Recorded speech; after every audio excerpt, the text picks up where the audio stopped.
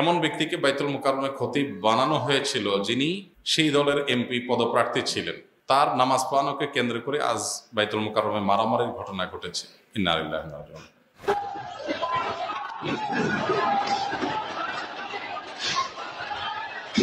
শেখ হাসিনা থাকতে যে রুহুল আমিন ছিল, তো এই সপ্তাহে আবার ও এসে ফিতনা সৃষ্টি করছে, হুন্ডা নিয়ে আসছে, টুপি কিনে দিছে, তো তারা এসে ঝামেলা সৃষ্টি করছে মানুষদের সাথে। যারাই এখানে মারামারির পরিবেশ তৈরি করেছে তারাই ইসলামী দৃষ্টিকোণ থেকে মসজিদের সম্মানহানি করেছে।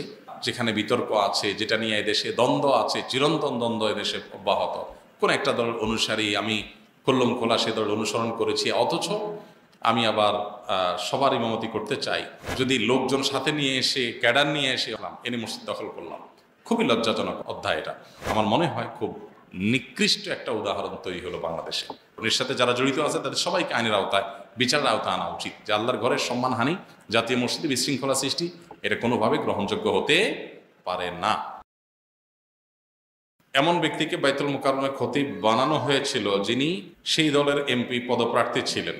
তার নামাজ পড়ানোকে কেন্দ্র করে আজ বাইতুল মুকাররমে মারামারির ঘটনা ঘটেছে। ইন্না লিল্লাহি ওয়া ইন্না ইলাইহি রাজিউন।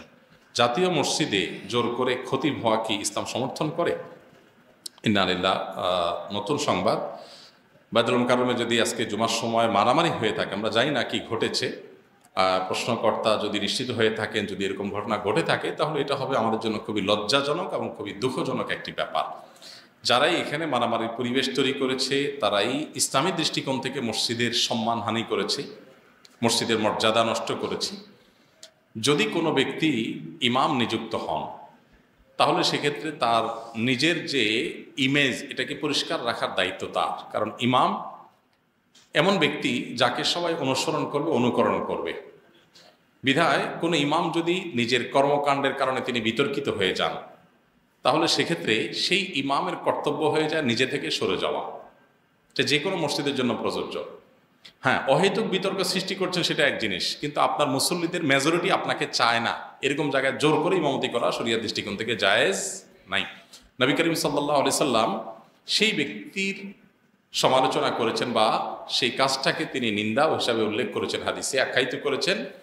যদি কোনো ব্যক্তি ইমামতি করেন অথচ তার মুসল্লিরা তার উপরে কারিহ বা নাখোশ, মুসল্লিরা তাকে চায় না, তারপরে তিনি জোর করে ইমামতি করতে চান, এই ইমাম কখনো ভালো মানুষ হতে পারে না এবং এই কাজটা কখনো ভালো কাজ হতে পারে না। নবী করিম সাল্লাল্লাহু আলাইহি ওয়াসাল্লামের হাদিসে এই কাজটির খারাপ হওয়ার ব্যাপারে আলোচনা হয়েছে। অতএব এই রকম পরিস্থিতিতে জোর করে আমাকে ইমামতি করতে হবে, খতিব করতে হবে, এটা একেবারেই ন্যাক্কারজনক। এবং বিশেষ করে জাতীয় মসজিদের মতো জায়গা, যেখানে আসলে গোটা দেশের মানুষ যেটার দিকে তাকিয়ে থাকে, যেখান থেকে শেখার চেষ্টা করে, সেখানে এরকম ঘটনা যদি হয়ে থাকে সেটা খুবই দুঃখজনক এবং অনভিপ্রেত ঘটনা। এরকম হওয়া উচিত না।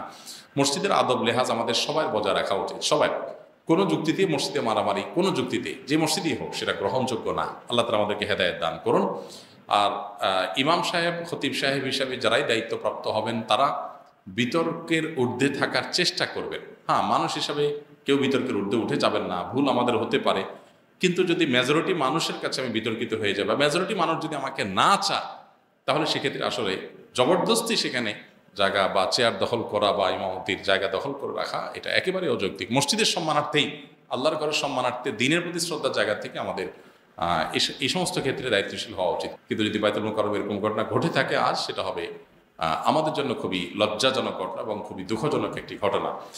কিছু কিছু মানুষ, কিছু কিছু পদ, এগুলোতে যদি আমরা সচেতন সতর্ক না হই, আমি যদি কোনো প্রচলিত রাজনৈতিক দলের কোনো একটা, যেখানে বিতর্ক আছে, যেটা নিয়ে এদেশে দ্বন্দ্ব আছে, চিরন্তন দ্বন্দ্ব এদেশে অব্যাহত, কোন একটা দল অনুসারী আমি কল্লম খোলা সে দল অনুসরণ করেছি, অথচ আমি আবার সবার ইমামতি করতে চাই, তাহলে সেক্ষেত্রে মানুষজন যদি অন্তত সেটাকে ভালোভাবে না নেয়, তো আমি ব্যক্তিগতভাবে মনে করি যে এটা আসলে ধরে রাখা উচিত না। এখানে দায়িত্বশীলতার জায়গা আছে। আবার যদি লোকজন সাথে নিয়ে এসে, ক্যাডার নিয়ে এসে, অনেক মসজিদে এরকম হয় যে সাথে ক্যাডার নিয়ে আসলাম, এনে মসজিদ দখল করলাম, খুবই লজ্জাজনক অধ্যায় এটা।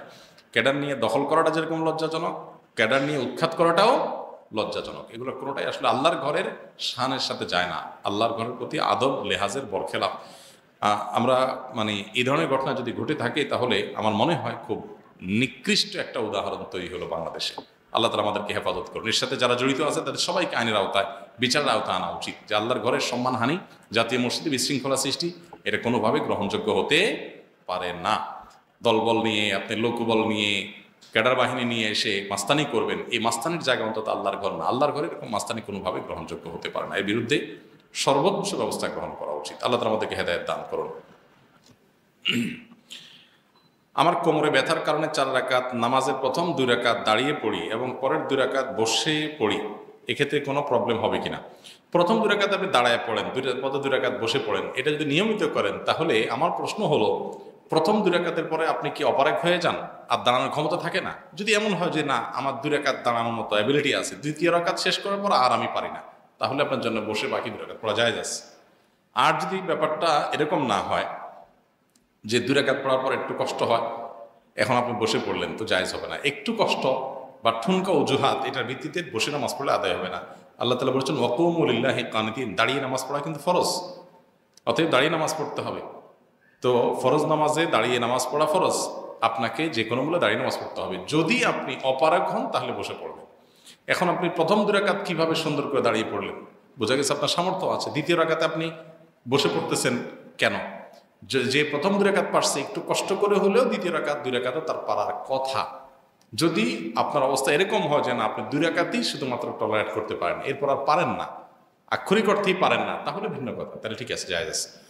আর তা না হলে একটু কষ্ট করে হলেও আপনাকে পুরোটা দাঁড়িয়ে পড়তে হবে। খালি গায়ে কোরআনে কারিমের তেলাওয়াত করলে কি গুনাহ হবে? না, খালি গায়ে কোরআনে কারিম তেলাওয়াত করলে গুনাহ হবে না।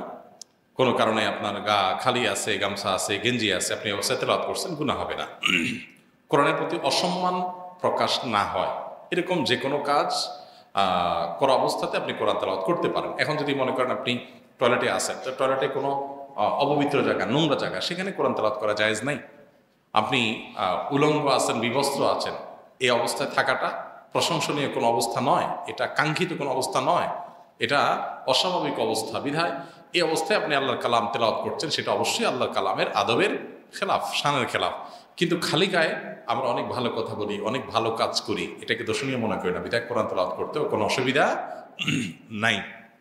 কোনো আলেমই খালি গায়ে কোরআন তেলাওয়াতকে কোরআন আদবের খেলাফ বলেছেন বলে আমাদের জানা নাই।